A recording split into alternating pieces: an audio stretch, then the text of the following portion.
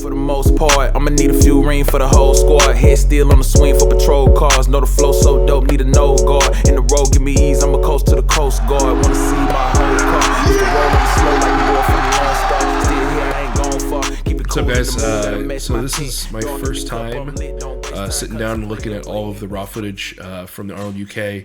Thought it'd be fun to give it a watch, kind of react to it live, talk about some of the cool things that were going on in the back, kind of give inside scoop. I know like Laws and Liz have already put out quite a bit about the show, Hooper and a lot of the other guys have too, but just wanted to break down the show from my perspective, because I think a lot of the competitors don't really do stuff like this anymore, and I think it's a lot of fun and just cool stuff for you guys to see.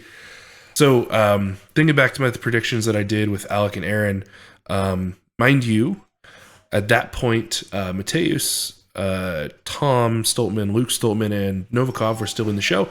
So them pulling out kind of complicated things, but it was still a really competitive show all the way to the end. My initial predictions, if I'm remembering correctly, I had Hooper on top. I had Mateus in second, and then just a dogfight of me, Tom Stoltman, Bobby, and Thor, because the four of us all kind of had one or two events that were a little bit quote-unquote weaker. A couple of those guys were pulled out, and it ended up being just a dogfight between me and Bobby for fourth. So I'm going to kind of watch everything through. I'll stop it as we go. Kind of have some fun with it. So let's go. So here's athlete intros. I was absolutely shitting myself at this point. I think I slept 90 minutes the night before the show. Jet lag, nerves, everything like that. I mean, in all sports of my life, I've really struggled to sleep the night before a big competition, but this was especially bad with the jet lag. But, you know, it didn't really affect me. I had the blessing and the curse of drawing number one, so I got to go out first with the Austrian Oak. I'm going to pause it here. The warm-ups went really well, and I, in my traditional fashion, basically everything up until 385 looked really, really bad in the back. And then we got a little weight on the log, and 385 flew. Last warm-up at 415. I took that right before athlete intros, and then I essentially got 30 seconds to go in the back, put my stuff on, and go. So that's kind of why I was especially looking nervous during the athlete intros. But got to do the 430 Austrian Oak with Zadrunas judging, kind of setting the pace. I don't think it was the biggest deal in the world to go first, because I knew there'd probably only be 2 or 3 of us that would be hitting this log. It just came down to the amount of reps. And for me, the only thing I was really nervous about on this log was the clean, because I knew if I got to the chest I could press it, but being a 430-pound fixed log with huge ends, I figured the clean might be a little different. It was a super challenging clean compared to a normal like Slater log, but after rep 1 I kind of had a good feel for it. We had a good plan to go 3 reps within the 90-second window, and then Rogue basically from here forward is going to go, if you pick it up before the end of the time, you get to finish that attempt. So just before the end of the time, I went for the 4th, and I just didn't quite have the air. If I had to do like one major bit of feedback as far as my prep, I got really, really strong for this prep, but I was kind of surprised my lungs and my fitness might not have been where they needed to be. So I didn't get that 4th rep, but I got 3 on the Austrian Oak, which compared to previous years, I mean, that matches some really big performances. I go for this 4th one, and I just didn't quite have it in me. Not mad about this performance at all. And really, at the end of the day, Hooper ended up getting 3 as well. He failed his 4th. And Bobby, kind of surprising, only got 2. But, I mean, he was dealing with some lung issues as well. He got sick like I did from Arnold, Ohio. So he only got 2 reps on the Austrian Oak, and everybody else was on the small log. So this result, very happy with it. If I would have got that 4th rep, it really would have just been half a point more. So I split the points for first with Hooper. So very pleased with how the opening of the show went. And Body was in one piece, so pretty happy with it. And I think going first, as much as that sometimes sucks, got the nerves out of the way. Event 2 was these Slater Timbers farmers carries. It was a little unclear in the information sent out before the show if it was going to be attached as a frame or if it was going to be farmers. We prepped a lot of both. I was a little happy that it ended up being farmers, but these farmers are slick. I think this pair in particular were just made by Steve and the team. So like it was a fresh finish on the steel. So not only were they a little thicker than like a Bartos farmer or something like that, it was especially slick. So I knew it'd be a challenge for everybody. I got to go pretty late because of my placing in the log. Hands felt good in the back, but I knew that I didn't have much more than a full length in me. And a couple guys had already done a full length. Guys like Gav and Maxime went a little shorter than I thought they would. So there was a window there to still get some okay points, and that was by our plan, all I really needed to do. Bobby Thompson, biggest surprise on this event by far. I mean, he went to traditionally grip, as far as people believed, was a weak point for Bobby, and he absolutely crushed. I think he got up in the top 3 with Hooper and Thor. So prior to the weekend, I would have thought that my competition with Bobby would come down to this event and the throw, and we'd pretty much, trade blows on the static stuff. But it actually came down to Bobby kicked my ass on this and the throw, and where I got him was in the static stuff. It was kind of interesting. I wouldn't have predicted it went down like that. We were allowed 1 drop during the carry here, so I had about 10 feet left to go. Took my time, gathered up, knew I could make it, but by the time I hit the corner, there really wasn't much grip left. And everyone knows when your grip is going, like, when it's about gone. I had about 20 seconds left here. Magnus was trying to get me to go. What was tough, like I almost didn't need to do this. I had Hooper after me, so like on the off chance that Hooper, maybe tore a hand or something, I needed every foot that I could get. But I would have had to basically get back to the center to get another point, because I think that's where Oscar and Bobby were. And I knew I couldn't make it back to the center, so pretty pleased with that. Yeah, so ending day 1 with the Austrian Oak in front of Zadrunas, getting a couple reps. That is a Strongman bucket list item checked off. And then the farmers, I think I got 5th, got beat by Bobby, Hooper, Thor, and Oscar. So I figured if I could hang somewhere in the middle of the pack, I'd be fine on that. Would have liked another point or two, but Bobby set that incredible performance, and I knew a guy like Oscar, being just as athletic as he is, he would be a problem chipping away points in a couple events. But ended the day in 2nd behind Hoop, and body was in one piece. I was feeling really, really good about it. Didn't tear my hands or anything. So took it home. Didn't really ice bath or anything. Like normally I would feel pretty beat up after a day 1, but the pacing of this show is kind of slow compared to America's Strongest, North America's, my recent shows. So I was feeling really good. Took it home. I'm going to skip through this to day 2. Okay. Day 2 started with the Power Medley, which is the greatest gift event I've ever been given as far as where my skill set lies. I loved this event. For context, being in 2nd overall in the show, the Arnold doesn't reorder in terms of the last event. They do it on the overall, so I got to go 2nd to last. Hooper was the only one that followed me. So that was very nice to know what I needed to do. I thought my plan trying to hang with Thor was on an event like this, I needed to get this and the log. I needed as many guys as possible to get between me and Thor, because I knew on things like the farmers, the throw, and the deadlift, Thor was very likely going to get 1st or 2nd. So my hope to hang with him was to get as many between us on these 2 pressing events and as few between us on those other 3 events. I did not get as much help as I thought on the log and on this event. Is even coming off the pec injury, Thor is still Thor. He got as many points out of those 2 events as he could, and a couple of the guys were banged up and tweaked. Who would ever thought Bobby wouldn't get a dumbbell here? Didn't know. I mean, Gav just had a bad step, tweaked his knee. So just a lot of things happened where, every event, and that's the cool thing about Strongman, is like, you never know how guys are going to show up or what's going to happen when the time starts. So I went out, I knew that I could finish this medley, and I figured finishing it would be first for sure, unless at this point, nobody had even done the second dumbbell. So my insurance policy was to get out the gate quick. If I could, even getting the first dumbbell fastest would guarantee second. So my plan was to haul on the yoke, because a lot of the guys hadn't gone fast on the yoke, and just go straight into that other dumbbell, basically sprint to it, and that locks in second place. Just on the chance that Hooper had, maybe a bad day on the dumbbell, we went straight into the second dumbbell as well.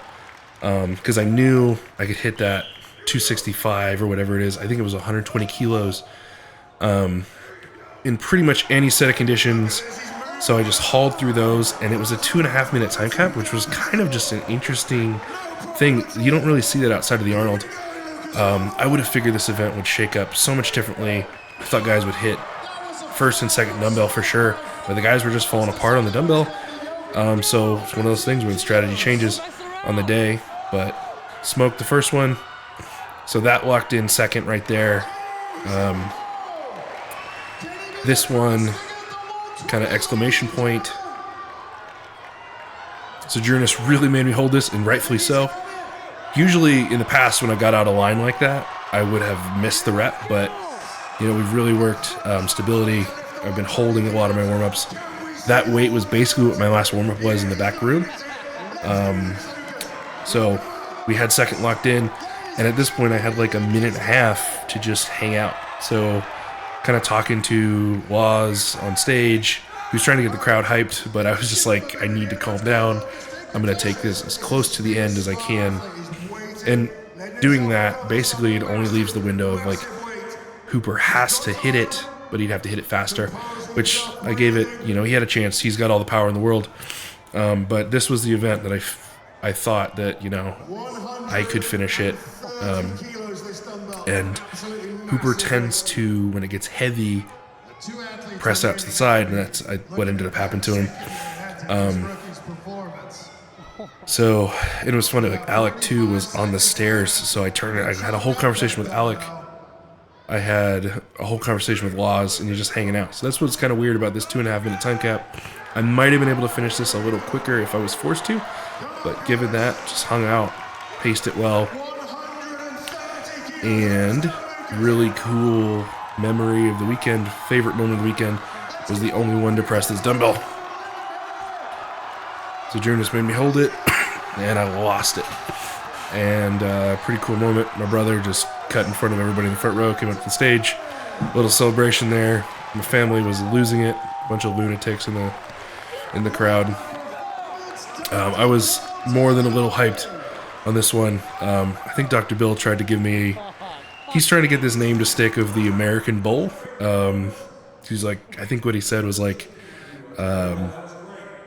Gav Bilton is the Welsh Bull. I think you're the American Bull. I'm like, we'll see if that sticks. I don't know if I like it. I don't think I like it, but we'll see. I guess you don't really get to pick your own nickname. And yeah, as anybody that watched, Hooper went after me, blitzed the yoke as you would think, hit the first dumbbell, hit the second dumbbell, and he had 2 near misses on the third dumbbell. Some people thought it was a little controversial, but even him, he admitted that he just didn't quite have the right line on the press, and Zadrunas was very, very strict. We were all pretty thankful that they just left the presses down to Zadrunas, and I think basically all the right calls got made. So after that event, I was very solidly in second for the show. And then came the event that I knew would make or break my weekend. So I had trained this event really, really hard, multiple times a week, 4 months. And I know a lot of the guys hadn't trained this very much at all because they had the Arnold, Ohio. But vertical throwing, especially when it comes to max height or max weight, that has been a struggle for me forever. I used to suck at like bag series, but I've kind of figured that out. But when it comes to like maxes and the throws, levers are very important. And for some reason, even as I dial in technique, it's still a struggle. I knew at best I would be in the bottom third, but I just couldn't zero. I almost got a gift. Thankfully, like Bobby was fighting for this for us shorter guys. He was trying to get him to open at 13 feet, which is what they did for the women. We were initially going to open at 15. So I'm like, cool, I'm not going to zero if they open at 13 feet. Then we were running short on time. Jan says, we're going to open at 15 feet. And me and Bobby simultaneously say, damn it. So we got some warm-up time at 13 feet, which I think is what this clip is. Sorry, everybody, for the cough. Been a little sick since the show. Now, I think what was the big struggle for me, which it was new to everybody. This Rogue implement is a custom-built thing that they made for the show. They didn't want to do the traditional metal weight over bar. Being up on the stage, in the past, the Arnold has damn near killed people with the weight over bar. They have put it into the crowd before. We were up on an elevated stage, so they just didn't want a bad bounce. So they made this pretty cool Rogue implement, but it is a shorter implement than the real weight over bar. And most of us were training with like a Cerberus throwing bag, which is a longer lever.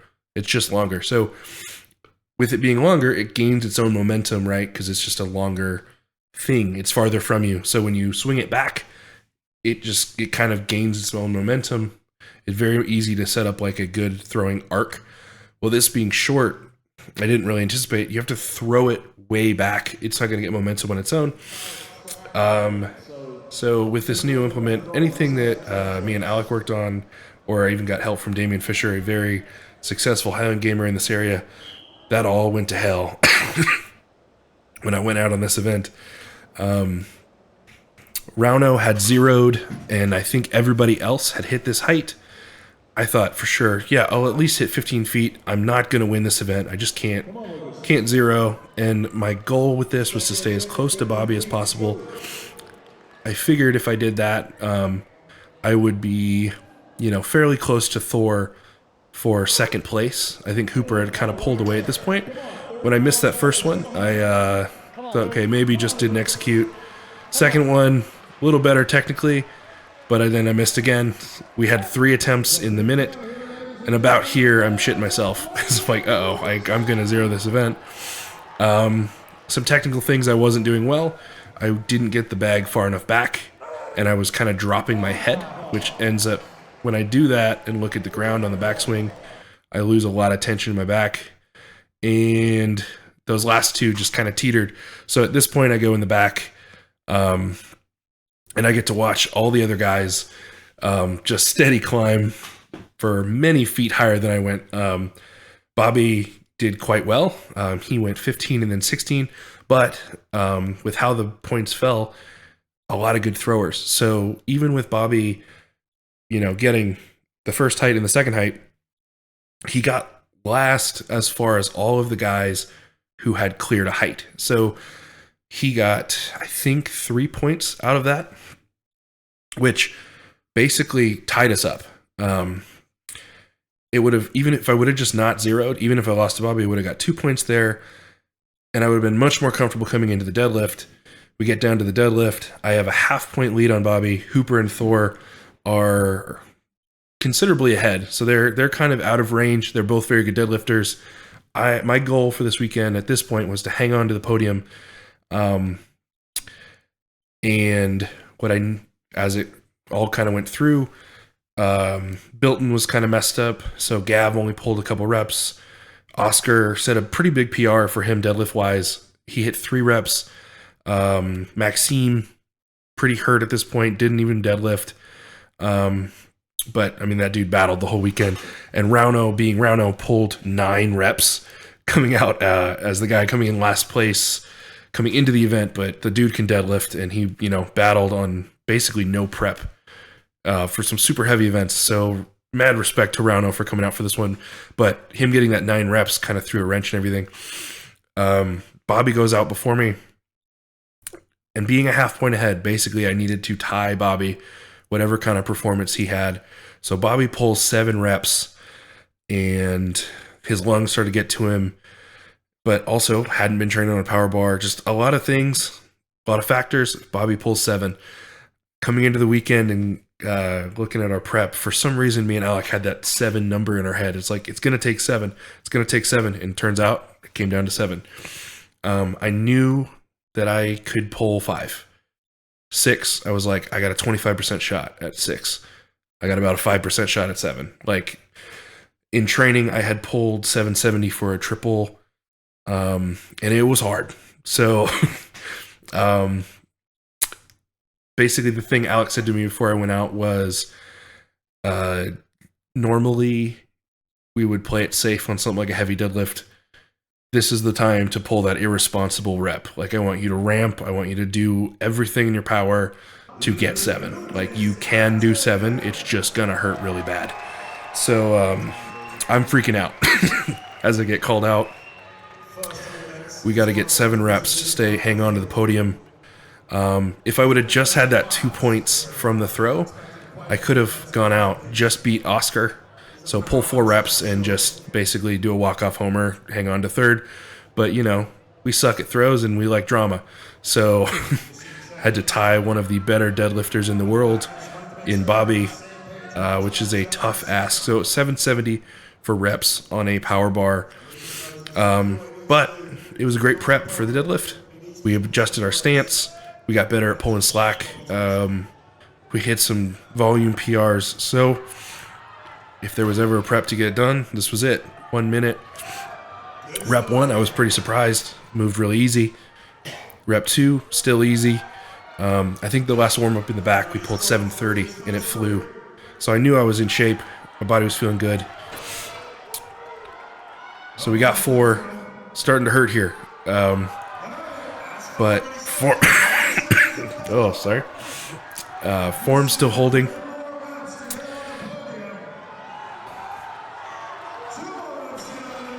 So Matt Eisman was a bit confused. He thought I had to beat Bobby. He's announcing that I needed 8. And Laws was on top of it. Laws was like, no, he needs this rep. So before this rep, I'm going to pause it. Anyone who has done like max reps deadlifts or strongman for a while, there's those times where you just don't have any brace left. You don't have any breath left. You don't have any stability left. You don't have any technical proficiency left. And usually the logical side of your mind is saying, do not pull that rep. This will not be safe.